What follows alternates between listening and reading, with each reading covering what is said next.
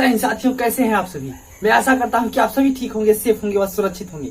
तो जैसा कि आप सभी ने इस वाली थंबनेल में देख लिया होगा कि आज हम सभी एक बहुत ही इंपॉर्टेंट टॉपिक के बारे में बात करने वाले हैं, जो कि है हमारा इलेक्ट्रिसिटी यानी कि विद्युत के बारे में। आज हम सभी यहाँ पे बात कर लेते हैं। किसके बारे में? विद्युत के बारे में। आखिर विद्युत यानी कि इलेक्ट्रिसिटी होती क्या है, क्या होता है, विद्युत कहाँ से जन्म होता है, इसका कैसे काम करती हैं, विद्युत के प्रभाव क्या होते हैं और वैद्युत चुंबकीय, मतलब ये सारी चीजें हम यहाँ पे आज चर्चा करने वाले हैं। तो ये टॉपिक जो है ना, ये सबसे पहले बात करने से पहले इसके बारे में बात करेंगे कि ये आपके काम कहाँ पे आएगी।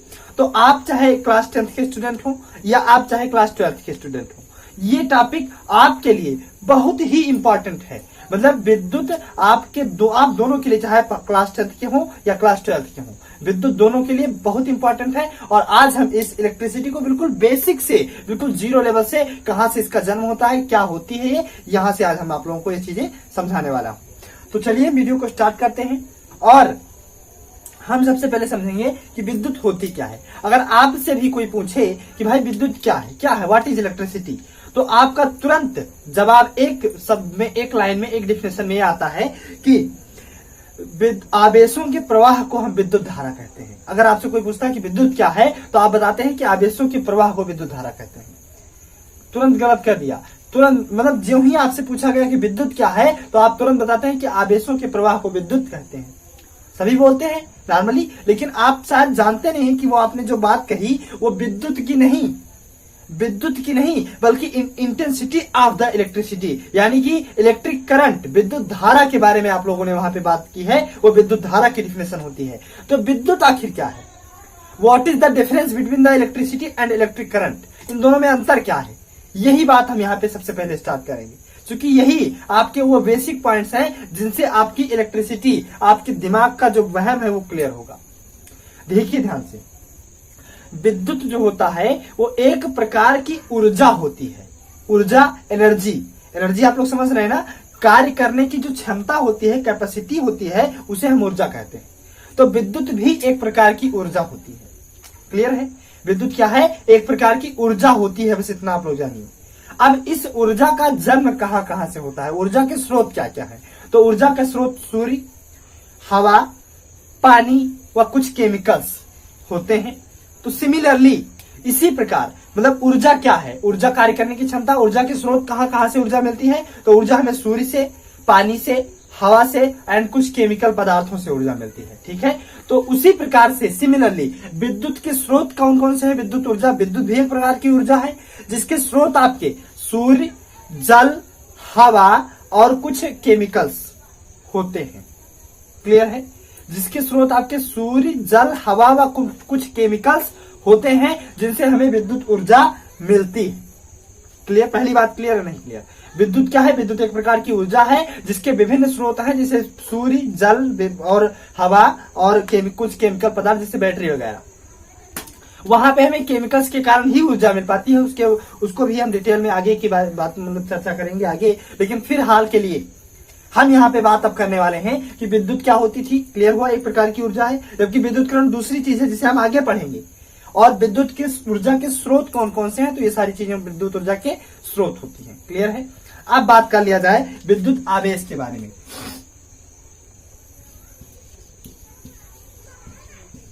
विद्युत आवेश, जैसा कि हम सभी जानते हैं कि संसार का प्रत्येक पदार्थ अणुओं से मिलकर बना होता है। वह अणु छोटे छोटे परमाणुओं से मिलकर बने होते हैं और वह परमाणु छोटे छोटे मूल कणों से मिलकर बने होते हैं जिन्हें हम इलेक्ट्रॉन, प्रोटॉन, न्यूट्रॉन कहते हैं। क्लियर हुआ? प्रत्येक पदार्थ अणुओं से मिलकर बना होता है, वह अणु छोटे छोटे परमाणुओं से मिलकर बने होते हैं और वह परमाणु छोटे छोटे कणों से मिलकर बने होते हैं जिन्हें हम इलेक्ट्रॉन, प्रोटॉन, न्यूट्रॉन कहते हैं। क्या क्या? जिन्हें हम कहते हैं electron, proton and neutron. Electron को ई से, प्रोटॉन को पी से, न्यूट्रॉन को एन से नोट किया जाता है। क्लियर? अब अगर हम बात कर लें कि ये जो कण होते हैं ये किसी पदार्थ में कहां पर स्थित होते हैं, इसके बारे में थोड़ा सा चर्चित कर दिया जाए। देखिए, मान लीजिए हमारा एक पदार्थ है पूरा टोटल, ठीक, तो इस पदार्थ का जो केंद्र पॉइंट होगा, सेंटर पॉइंट, इस पॉइंट पर एक छोटा सा नाभिक एज्यूम किया जाता है। नाभिक एज्यूम किया जाता, अल्फा कण, वो आप लोगों ने नाभिक के बारे में सुना होगा कि जब किसी भी जब किसी भी कण को, अल्फा रेज को, जब अल्फा किरणों को किसी भी पदार्थ से होकर गुजारा जाता है तो गुजरते गुजरते वो विक्षेपित करता जाता है, लेकिन एक पॉइंट ऐसी आती है जहां से वो जो रेखा होती है, अल्फा रेज होती है, वो पुनः वापस लौट आती है 90 डिग्री पर, वापस 180 डिग्री पर वापस लौट आती है। तो इस प्रोसेस वहीं पर ऐसा माना गया, चूंकि अल्फा किरणें पॉजिटिव होती हैं, तो कुछ पॉजिटिव वहां पे ऐसा है, पॉजिटिव जो अल्फा किरणों को वापस भेज रहा है, जिसे नाभिक कहा जाता है। तो नाभिक के बारे में वो अलग की टॉपिक है, उससे हम नहीं समझेंगे। फिलहाल के लिए हम इतना जानेंगे कि सेंटर पे एक कुछ ऐसा होता है जहां पे प्लस चीजें होती हैं, मैक्सिमम चीजें प्लस होती हैं, जिसे हम नाभिक कहते हैं। क्लियर है? तो ये प्लस क्या है? ये प्लस जो है यही प्रोटॉन कहलाता है। क्या है? प्रोटॉन कहलाता है। और एक बात आप लोग जान लीजिए कि प्रोटॉन पर प्लस होता है, कुछ ऐसा समथिंग प्लस होता है, और इलेक्ट्रॉन पर माइनस होता है। होता तो ये आवेश न्यूट्रॉन उदासीन कण होता है, लेकिन अभी हमने आवेश आप लोगों को बताया नहीं कि क्या है, इसलिए मैं यहाँ बात नहीं कर रहा हूँ कि ये पॉजिटिव आवेश होता है, नेगेटिव आवेश होता है। बस आप जानिए कि कुछ ऐसा प्लस इस पर होता है, कुछ इस पर माइनस होता है, इतना आप जानिए पहले। अभी आवेश के बारे में थोड़ी सी बात कर ली जाएगी, तब आपको मैं क्लियर कर दूंगा। ठीक है? तो देखिए ध्यान से, ये प्लस होता है तो नाभिक में प्रोटॉन आपका हो गया, न्यूट्रॉन भी नाभिक में ही स्थित होता है, और जो इलेक्ट्रॉन होते हैं ये इस प्रकार से चारों ओर चक्कर लगाते रहते हैं, ऐसे नाभिक के चारों ओर चक्कर लगाते रहते हैं, इस प्रकार से इलेक्ट्रॉन चारों ओर चक्कर लगाते रहते हैं, और इस प्रकार कोई कण बनकर तैयार होता है, जिसे अणु कहते हैं, जिसे परमाणु कहते हैं। फिर इन परमाणु से मिलकर कण बनते हैं, अणु बनते हैं, और अणुओं से मिलकर पदार्थ बन जाता है। अब एक बात कि आवेश क्या है, आवेश से आप लोगों को थोड़ा सा दूर लेके चले गए, तो यहां के लिए मैं आप लोगों को एक एग्जाम्पल देता हूं। मान लीजिए अभी आपसे शादी करने को कहा जाए, तो आप क्या एक मेल से शादी करेंगे, मतलब एक लड़के से शादी करेंगे? नहीं है। अगर आप एक फीमेल हैं तो आप एक मेल से शादी करेंगी, लेकिन अगर आप एक मेल हैं तो आप किसी फीमेल से शादी करेंगे। मतलब एक लड़का लड़की से शादी करेगा, लड़की लड़के से शादी करेगी। कि ऐसा होता है लड़की लड़की से शादी कर ले, लड़का लड़का से शादी कर ले? ऐसा नहीं होता। बहुत रेयर केस में 1-8% हो जाता है, जिसे हम समलैंगिक विवाह कहते हैं, वो अलग की बात है। लेकिन जेन्युइनली अट्रैक्शन जो होता है, ये शादी वाला अट्रैक्शन जो होता है, वो जेंडर ट्रांसजेंडर में होता है, मतलब दूसरे जेंडर के साथ होता है। क्लियर है ना? मतलब अगर बात की जाए कि हम एक समथिंग पॉजिटिव हो और एक समथिंग नेगेटिव हो, तो ये दोनों अलग अलग, जैसे एक पॉजिटिव को हम मेल समझे, पुरुष मतलब लड़का समझे, और माइनस को हम फीमेल समझे, मतलब लड़की समझे, तो ये दोनों आपस में शादी कर लेंगे, मतलब ये जुड़ जाएंगे। लेकिन अगर यहीं पर पुरुष और पुरुष को आपस में नजदीक लाया जाए, यानी कि मेल को किया जाए, तो ये लोग शादी नहीं करेंगे। ये लोग एक दूसरे ढकेलेंगे, नहीं हम तुमसे शादी नहीं कर सकते हैं, ये लोग आपस में दूर हटेंगे। तो इस मतलब कुल मिला के एक बात यहाँ पे एज्यूम की गई कि जब हम किसी पॉजिटिव कण और किसी नेगेटिव कण को समीप लाते हैं, तो उनमें आकर्षण होता है, मतलब खिंचाव होता है। आकर्षण मतलब खिंचाव होता है, एक ऐसा बल पाया जाता है जिसे हम आकर्षण बल कहते हैं, खिंचाव पाया जाता है। क्लियर है? तो हमने क्या देखा यहाँ पे कि जब किसी भी विपरीत आवेश वाले किसी भी कण को, जब किसी भी दो ऐसे कण, एक प्रोटॉन एक इलेक्ट्रॉन को जब आपस में समीप लाया जाता है, जब एक इलेक्ट्रॉन और एक प्रोटॉन को आपस में समीप लाया जाता है, या फिर एक प्रोटॉन, या फिर अगर मान लीजिए एक इलेक्ट्रॉन और दूसरा भी इलेक्ट्रॉन, तो भी ढकेलेगा, या फिर आपका एक माइनस और ये वाला प्लस, तो भी खींचेगा। मतलब जब अलग अलग होंगे तब खींचेगा, जब सेम होंगे तब ढकेलेगा। ठीक है? तो हमने क्या देखा कि जब दो समान प्रकार के आवेशित कण, आवेश नहीं कहा जा सकता यार इसको। देखिए मैं कहना क्या चाह रहा हूं, आप लोग वो समझिएगा। देखिए जब एक प्रोटॉन को दूसरे इलेक्ट्रॉन के समीप, या किसी इलेक्ट्रॉन को दूसरे प्रोटॉन के समीप, या किसी प्रोटॉन को के समीप, या इलेक्ट्रॉन को इलेक्ट्रॉन के समीप लाया जाता है, तो वहां पे एक बल का अनुभव किया जाता है। चाहे वह बल अट्रैक्शन हो, मतलब आकर्षण हो, चाहे डिसअट्रैक्शन यानी कि प्रतिकर्षण बल हो। यहाँ पे आकर्षण होगा या प्रतिकर्षण होगा। तो वह कारण आखिर कौन सा ऐसा कारण था जिसके कारण यहाँ पे आकर्षण बल, यहाँ के पर प्रतिकर्षण बल का जन्म हुआ? उस कारण को हम कहते हैं आवेश। ये चीजें क्लियर हुई? नहीं क्लियर हुई? जब किसी भी दो ऐसे पदार्थों को समीप लाया जाता है जिन पर एक पर धनात्मक एक पर ऋणात्मक आवेश हो, तब वह उनमें एक बल का अनुभव किया जाता है, चाहे वो आकर्षण हो चाहे प्रतिकर्षण हो। तो जिस कारण से वह बल उत्पन्न हुआ है उसे हम कहते हैं विद्युत आवेश। ये बात क्लियर हुई नहीं। अब हम बात कर लेते हैं कि टाइप्स ऑफ विद्युत आवेश कितने प्रकार के होते हैं। तो 2 प्रकार के होते हैं, एक तो धनात्मक आवेश, एक ऋणात्मक आवेश, 2 प्रकार के। जैसे धनात्मक आवेश किस प्रकार से होंगे, हम अगर बात कर ले यहाँ पे कि ध्यान सुनिएगा, धनात्मक आवेश क्या होते हैं और ऋणात्मक आवेश क्या होते हैं। अगर बात कर लिया जाए कि यहाँ पे जितने प्रोटॉन होंगे उतने ही इलेक्ट्रॉन होंगे, मतलब इलेक्ट्रॉन पर माइनस चार्ज और प्रोटॉन पर प्लस चार्ज। तो एक बात तो एक क्लियर है कि यहाँ से कुछ प्रोटॉन जो है ये इलेक्ट्रॉनों को खींच रहा है, क्योंकि प्लस और माइनस के बीच आकर्षण पाया जाता है। तो ये पॉजिटिव जो है ये इलेक्ट्रॉनों को खींचे हुए हैं, मतलब ये इलेक्ट्रॉन आपस में बंधे हुए हैं, ठीक है। लेकिन एक बात यहाँ पे और तय है कि यहाँ पे जितनी जितनी दूरी ऐसे जो बढ़ती जाती है, इस प्रोटॉन का इलेक्ट्रॉन पर आकर्षण बल कम होता जाता है। जैसे अगर हम फॉर एग्जाम्पल चुंबक लें, 2 चुंबक लें, एक चुंबक यहाँ रखें, एक यहाँ रखें, तो इस चुंबक द्वारा इस चुंबक पर जो बल लगाया जाएगा वो ज्यादा होगा, या फिर अगर इसी चुंबक को नजदीक थोड़ा रख दिया जाए तो इस चुंबक द्वारा जो इस चुंबक पर बल लगाया जाएगा वो ज्यादा होगा। कौन सा ज्यादा होगा, नजदीक वाला ज्यादा होगा ना, क्योंकि दूरी जब घटती है तो आकर्षण अथवा प्रतिकर्षण बल घटता या बढ़ता है। ये जान लीजिए, दूरी घटने के साथ आकर्षण या प्रतिकर्षण बल के मान में चेंज आते हैं। क्लियर है या नहीं क्लियर, पहली बात बताइए। तो उसी प्रकार से बाहर वाले इलेक्ट्रॉन पर इस प्रोटॉन की पकड़ कम होगी, कम मजबूत से इसको खींचे रहेगा, तो इसका परिणाम क्या होता है कि ये इलेक्ट्रॉन अपनी कक्षा से बाहर निकल जाते हैं। और अगर प्रोटॉन और इलेक्ट्रॉन दोनों बैलेंस में थे, अब इलेक्ट्रॉन अगर निकल गया मतलब माइनस निकल गया, तो जब माइनस निकल गया तो इस पूरे पदार्थ पर पॉजिटिव चार्ज आ जाएगा। अब हम जानते हैं कि चुंबक का जो जो एक छोटा सा कण होगा वह भी चुंबक जैसा ही व्यवहार करता है। तो अगर इसका एक कण पर प्लस चार्ज आ गया तो वह पदार्थ भी प्लस चार्ज जैसा ही व्यवहार करेगा। चुंबक का एक कण अगर चुंबकित है तो पूरा चुंबक चुंबकित रहता है, उसी प्रकार से अगर इसका एक कण पर प्लस चार्ज आया तो पूरा पदार्थ पे प्लस चार्ज आ जाएगा। तो ऐसे आवेश को हम धनात्मक आवेश कहते हैं। अब सुनिएगा, अगर इसी में कहीं बाहर से इलेक्ट्रॉन एक्स्ट्रा इलेक्ट्रॉन ऐड हो जाए, अब पॉजिटिव की संख्या कम हो गई, तो इस सिचुएशन में क्या होगा कि इस पर माइनस चार्ज ज्यादा हो जाएगा और ऐसे आवेश को हम ऋणात्मक आवेश कहते हैं। क्लियर हुआ या नहीं, पहली बात बताइए कि ऐसे आवेश को हम कौन सा आवेश कहते हैं, ऋणात्मक आवेश कहते हैं। अब इसके बाद जो अगली बात हम कर लेते हैं विद्युत आवेश। तो आई होप आप सभी समझे होंगे कि जिस कारण से वह बल उत्पन्न हुआ पॉजिटिव और नेगेटिव कण के बीच, उसे हम विद्युत आवेश कहते हैं और उस बल को हम विद्युत आकर्षण बल कहते हैं। अब हम बात कर लेते हैं कि विद्युत धारा क्या होती है। विद्युत धारा, इलेक्ट्रिक करंट आखिर क्या होती है। विद्युत एक प्रकार की ऊर्जा है, लेकिन विद्युत धारा क्या होती है। विद्युत धारा का मतलब आप लोग समझिएगा, ये एक बहुत ही इंपॉर्टेंट और मोस्ट इंपॉर्टेंट कह लीजिए कि टॉपिक है। आपसे इसकी डिफिनेशन, इसके मात्रक वगैरह कुछ ना कुछ ऐसी चीजें यहाँ से आपको पूछने को मतलब पूछता है आपसे, तो इसको आप लोग ध्यान से समझिएगा। ध्यान सुनिए कि अगर मैं कहूं विद्युत धारा क्या होती है कि किसी भी पदार्थ में अगर आवेश चलने लग जाए तो ऐसा माना जाता है कि इसमें विद्युत धारा बहने लगी। क्लियर।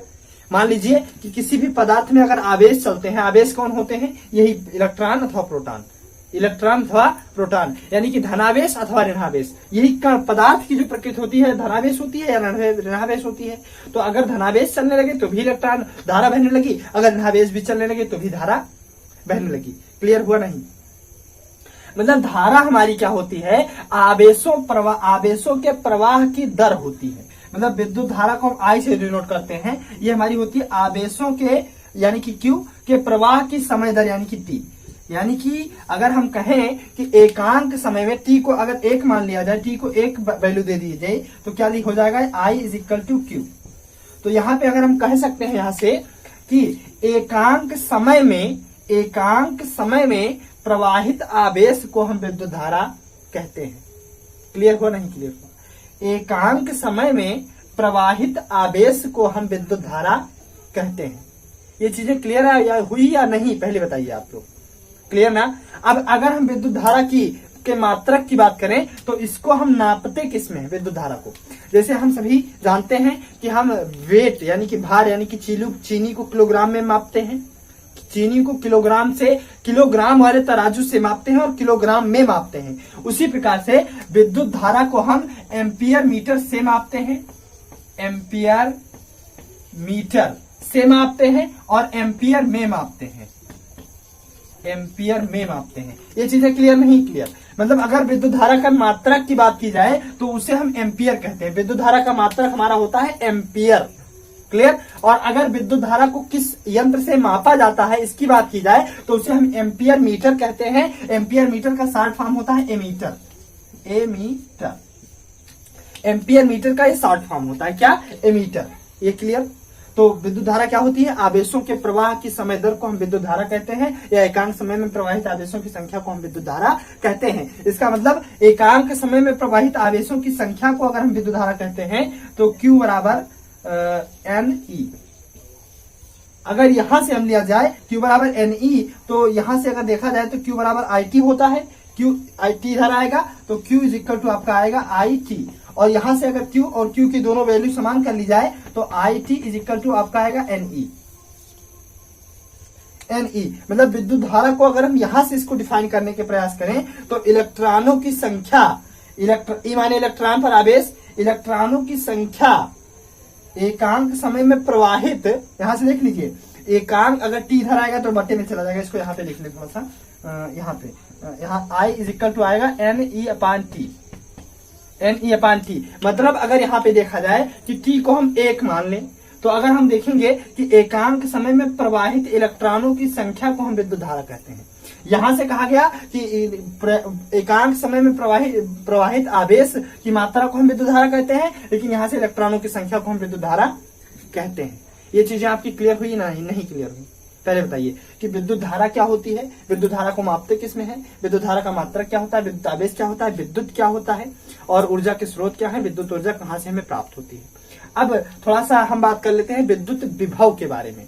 विद्युत विभव क्या होता है? देखिए यहाँ पे थोड़ा सा जगह का अभाव हो गया, लेकिन फिर भी हम देखते हैं विद्युत विभव। ये भी एक बहुत ही महत्वपूर्ण टॉपिक है इस चैप्टर की दृष्टि से। विद्युत विभव की अगर बात कर ली जाए साथियों, हम जानते हैं कि विद्युत धारा अगर प्रवाहित होती है, मान लीजिए हमारा कोई तार है, ये कोई वायर है, इसमें विद्युत धारा प्रवाहित हो रही है, तो जब हमारे आवेश जो होगा, हम जानते हैं कि आवेश अगर चलेगा तभी धारा चलेगी। तो अगर हमारा आवेश यहां से यहां गया तभी तो हमारी विद्युत धारा प्रवाहित हुई। मतलब आवेश हमारा चल के यहां से यहां गया तभी तो हमारी विद्युत धारा प्रवाहित हुई। सिंपल सी बात, सिंपल सा लॉजिक लीजिएगा। जब आवेश हमारा चल के यहां से यहां गया तो भाई तो हमारी विद्युत धारा प्रवाहित हुई। ये क्लियर? तो अगर बात की जाए कि अगर आप कहीं से यहां से चल के वहां तक जाते हैं तो आपको वहां तक जाने में कोई कार्य करना पड़ता है, तभी आप वहां पहुंचे हैं। तो बस आवेशों द्वारा किए एक बिंदु से दूसरे बिंदु तक जाने में किए गए कार्य को हम, आवेशों द्वारा एक बिंदु से दूसरे बिंदु तक जाने में जो किया गया कार्य है उसे हम कहते हैं विद्युत विभव। क्या कहते हैं? इलेक्ट्रिक वोल्ट कहते हैं। वही बात, मान लीजिए आपको एक पॉइंट से दूसरे पॉइंट तक जाना है तो जाने में आपको कुछ कार्य करना पड़ेगा, वही विद्युत विभव है। लेकिन यहाँ पे जब तार है तो जब आवेश एक स्थान से दूसरे स्थान पर गया होगा तभी विद्युत धारा प्रवाहित हुई होगी। तो ये यहाँ से वहां तक जाने में कुछ कार्य करना पड़ता है, यही विद्युत विभव होता है। अब विद्युत विभव के बारे में अगर इसका फार्मूला का डेरिवेशन किया जाए तो हम जानते हैं कि आवेशों के, मतलब आवेश जब यहाँ से एक स्थान से दूसरे स्थान पर गए, एक स्थान से दूसरे स्थान पर जाने में जो कार्य करना पड़ा वही हमारा विद्युत विभव, जिसे हम V से डिनोट करते हैं, और ये होता है आवेशों द्वारा किया गया कार्य बटा आवेश। मतलब एक, अगर यहाँ पे Q को हम 1 मान लें तो यहां से हमारा निकल के आएगा V is equal to W। मतलब एकांक आवेश द्वारा, मतलब एक आवेश द्वारा एक बिंदु से दूसरे बिंदु तक जाने में जो कार्य करना पड़ता है वही विभव होता है हमारा, वही विद्युत विभव होता है। यही तो मैंने कहा कि एक पॉइंट से दूसरे पॉइंट तक जाने में जो आवेशों को जो कार्य करना पड़ता है वही हमारा विद्युत विभव होता है। क्लियर है या नहीं क्लियर? पहले बताइए, क्लियर है ना? तो अब बात कर ली जाए विद्युत विभव के लिए V बराबर W/Q। तो इसका मात्रक क्या होता है? इसका मात्रक जूल प्रति कूलाम। जूल कार्य का मात्रक जूल और Q का मात्रक कूलाम, तो जूल प्रति कूलाम। यहां से हम देख सकते थे विद्युत आवेश का मात्रक होता है कूलाम, थोड़ा सा फॉरगेट करके कूलाम होता है, याद रखिएगा इसको। ठीक है, अब बात कर लेते हैं विद्युत विभव के बाद में हम बात करेंगे विद्युत विभवांतर क्या होता है।